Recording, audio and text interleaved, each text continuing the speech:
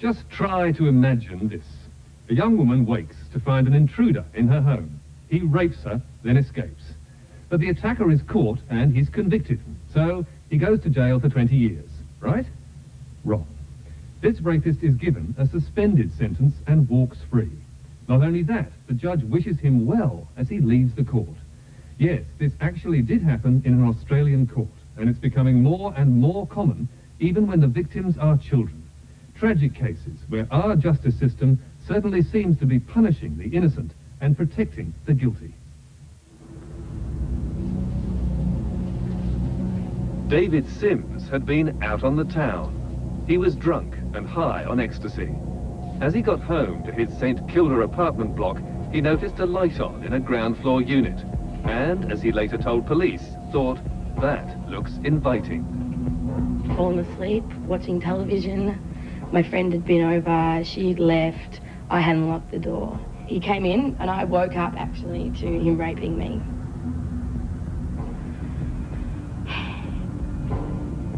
Terrified that Sims would become violent, 21-year-old Sigrid tried to reason with him. After he'd raped me, he tried to kiss and cuddle me, and I had to then go through telling him to leave again. The police found Sims in a neighbouring flat.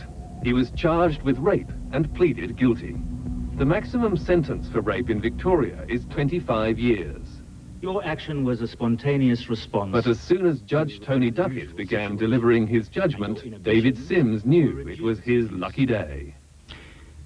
I have decided that, as a hard-working and responsible person who has been convicted for the first time of offences of this kind, I shall impose a wholly suspended sentence of imprisonment.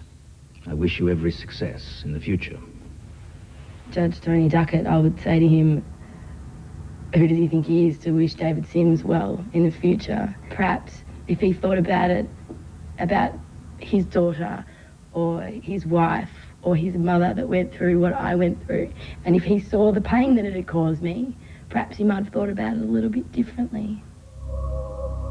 David Sims ended up doing very nicely out of his crime. He and his girlfriend sold their story to New Idea for a reported $20,000.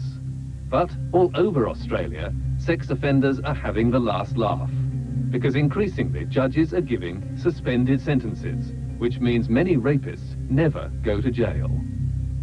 All David Sims has to do is not rape someone else for the next 3 years. That's all he has to do. Like, wow, how hard.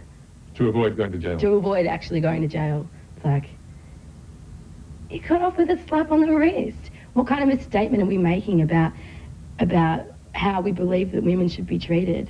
The notion of someone being sentenced to jail and then having that jail sentence wholly suspended with no other punishment looks to be, on the face of it, really a nonsense. Prominent Melbourne QC, David Galbally, is one of many lawyers disturbed by these judgments, and by the fact that in Victoria, 1 in 5 convicted rapists serves no time at all in jail.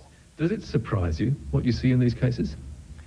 Yes, it does surprise me. It surprises me because when I first started practicing in the law, there were really what were categorised as 3 no-no offences which automatically attracted jail. One was murder, the other was armed robbery, and the third one, rated equally as high, was rape.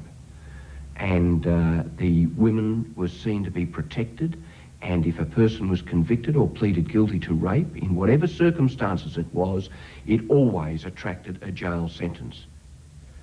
It's a remarkable fact that fewer than 1% of all sexual assaults in Australia end up with a conviction. But if you were a woman who'd been assaulted or raped, why on earth would you go through the ordeal of a trial? Especially when you know that if the case is appealed, you could end up giving your evidence 2, 3, or even 4 times. And that at the finish, even if you do get a conviction, you may find that even the most brutal of rapists ends up spending barely any time in jail. Take the case of serial rapist Jason van der Barn.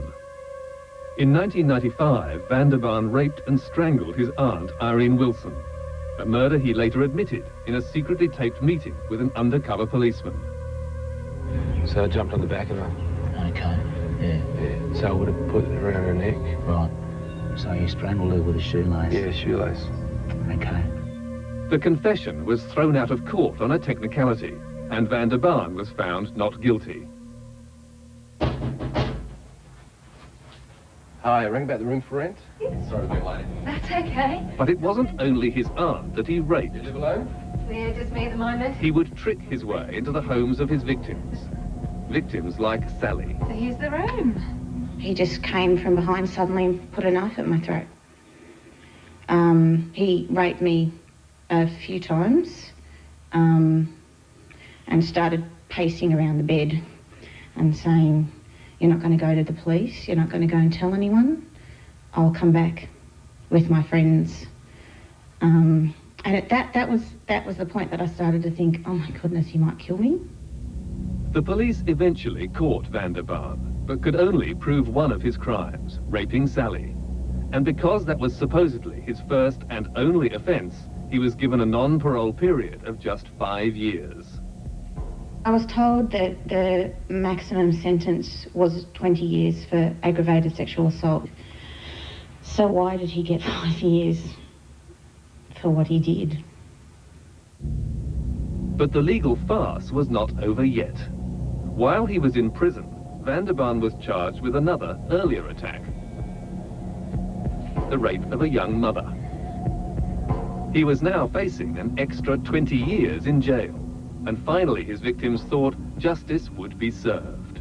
I accept that the prisoner has had a very deprived upbringing. Instead, they heard the judge declare that this serial rapist would again be treated as a first-time offender, because chronologically speaking, the young mother was his first victim. I accept the impact on the complainant was serious, but fortunately not devastating, and fortunately not as serious as it might have been. The court would pretend that Van der Baan's brutal rape of Sally had never happened. There is no evidence before me from which I could conclude that the prisoner amounts to a substantial threat to the community on his release on parole. The judge directed that this ruthless predator be eligible for parole after just 4.5 years. Over and over again, we see people who've committed terrible acts of terror and who walk with, maybe 18 months or a suspended sentence or a good behaviour bond.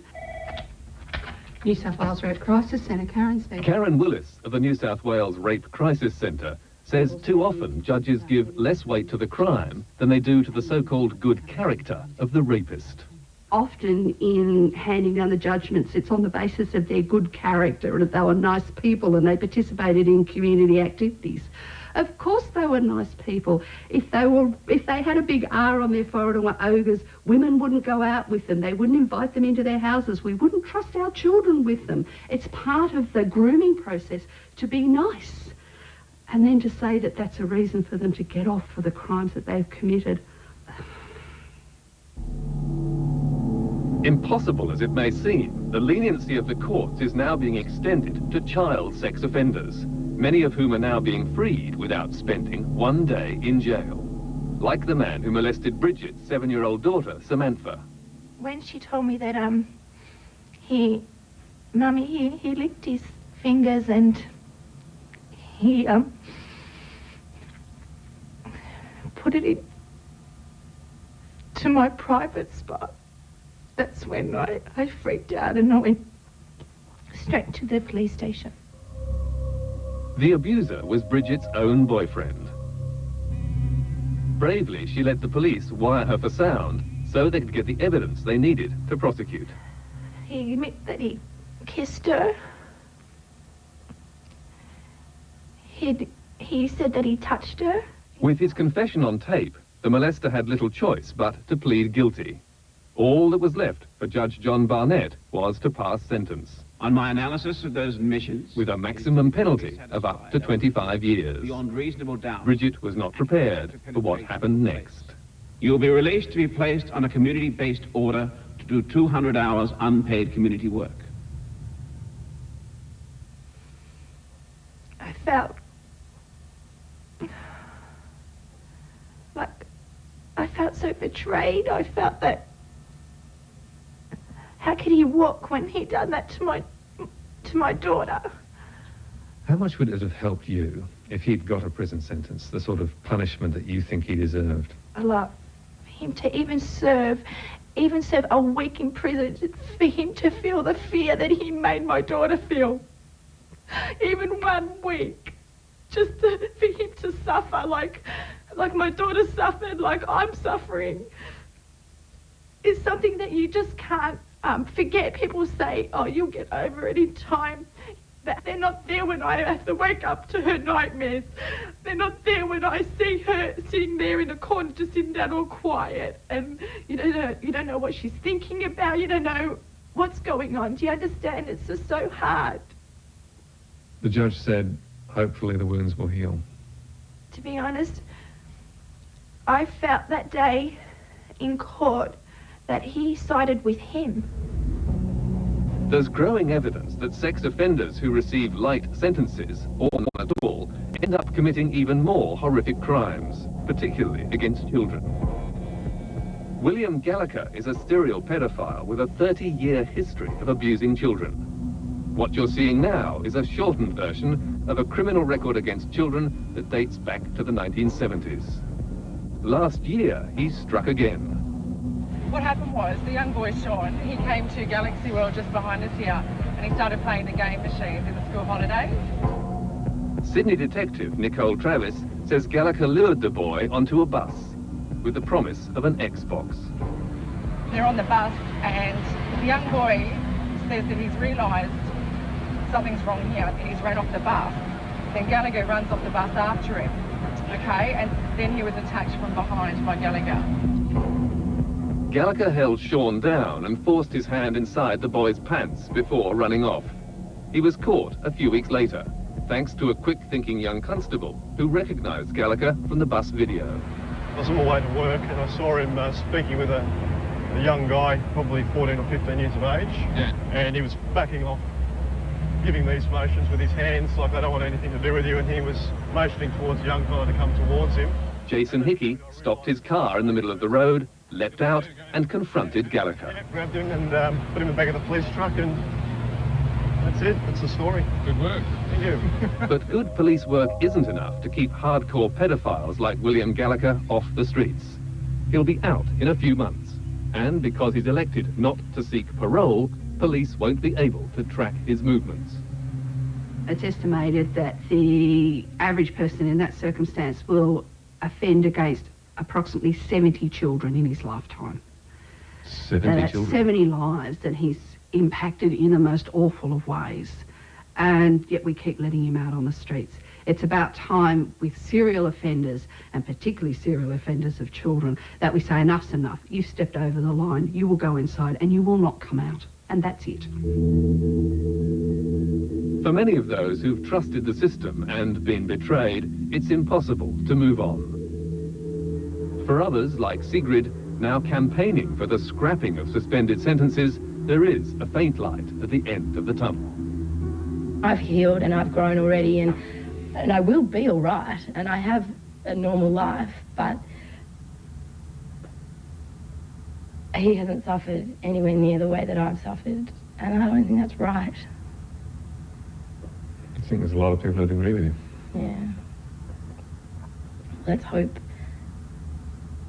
that something's done about these issues so that we don't have, hundreds and hundreds of thousands of women who are punished more than the criminals who rape them and destroy their lives,